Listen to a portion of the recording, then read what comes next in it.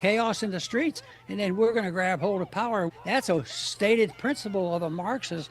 Can you guide us to what we will be campaigning for and highlighting so that our audience can have the benefit of your insights when it comes to the necessity for systemic change, sir? Well, I think the systemic changes are destined. They will happen. Trump is in the middle of it, but he didn't create it. I think the destiny is that when you don't follow a set of rules that make a lot of sense and defend liberty, you're going to get this mishmash. For instance, if you defy the principles of sound money and you allow the government in secret to print money out of thin air and start wars and not expose what they're doing to the people, you can do that for so long and you can run your debt up for so long. But eventually it has to end because the people will get disgusted.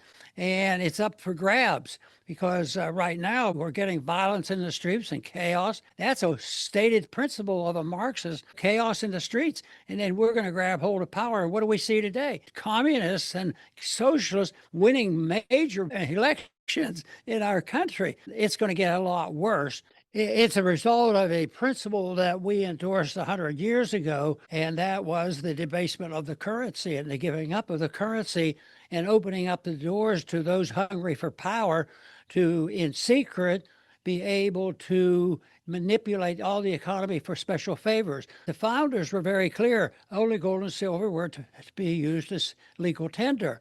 It was announced in 71 when we rejected the gold standard.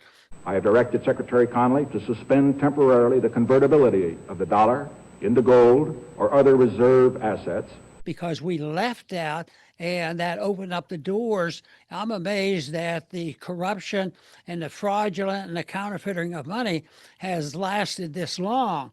But what it leads to, the longer it lasts, the more distortion there'll be, the more there will be a division between the rich and the poor. And right now, you could read certain articles from certain papers, and everything sounds, pretty good. And they quote statistics. But if you go and find out what the people are doing, and some of the polling now does reflect the fact that the people can't pay their bills. We won't be able to live very long without a paycheck. So we're in a crucial danger spot of deficits and this runaway inflation with our currency. But neither political party have an appetite to abide by the principle you've just described. How will that principle ever be politically realized? Trump's not doing it. Gavin Newsom, if he's the next candidate's not doing it. I'm not quite as pessimistic as that, because that's where I find some optimism that there are the changers. The bright people are changing their minds. It's a small minority that has to change attitude, and that's the way the revolution occurred. They didn't convince the people in the colonies to have a vote. There were leaders, and we call them the founding fathers. We have them here. We have them now. It's an individual thing, and it's a moral thing, and that is beyond just telling somebody to act in a certain way. And the founders understood that issue about you have nothing if you don't have a moral people. So the cause started with the people becoming immoral and wasting and taking all this wealth and consuming it. And we still have wealth in spite of all the destruction. We were blessed with a lot of wealth, and it also spoiled us to the sense we had the currency of the world and we had all the natural resources, but we had individuals that wanted more and more power, and all this stuff went on. And OA, things like that happen. They're predictable. If you're understanding Austrian economics, you don't be surprised. There's going to be a bigger one. It's a warning of what is coming. And I think that is something that we have to prepare for. If you print money and destroy sound money, interest rates are not stable, and you don't know what they really are. So bubbles are built. People spend too much money, there's too much debt. But there's another rule. The rule of that is it self-destructs, and we're in the middle of the self-destruction. And the other thing is, even though you and I might agree on how bad things are, the one thing we don't know is what's going to happen tomorrow.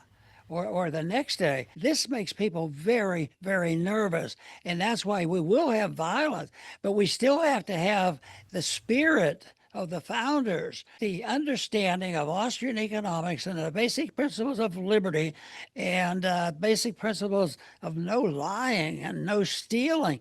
Everybody knows that from the time of Adam and Eve, that we've been taught that. Boy, I agree with you on how do you do it? You got your hands full. Well, you start with one-on-one, that's it. Don't be argumentative. What you need to do first is learn, study and learn, which I'm still trying. I'm still working on that, because if you do, people will come and ask you questions.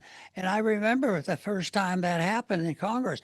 Did I convert hundreds of congressmen? No, 2 or 3 or 4.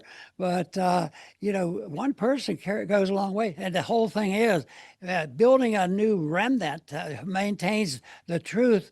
We don't know where they are. We don't know how many they are, but we know it's right, and we know it's superior to all this thing that's going on today that has to use force and violence and killing and fraud and all these things to do it. That can get pretty boring. And besides, it's wrong.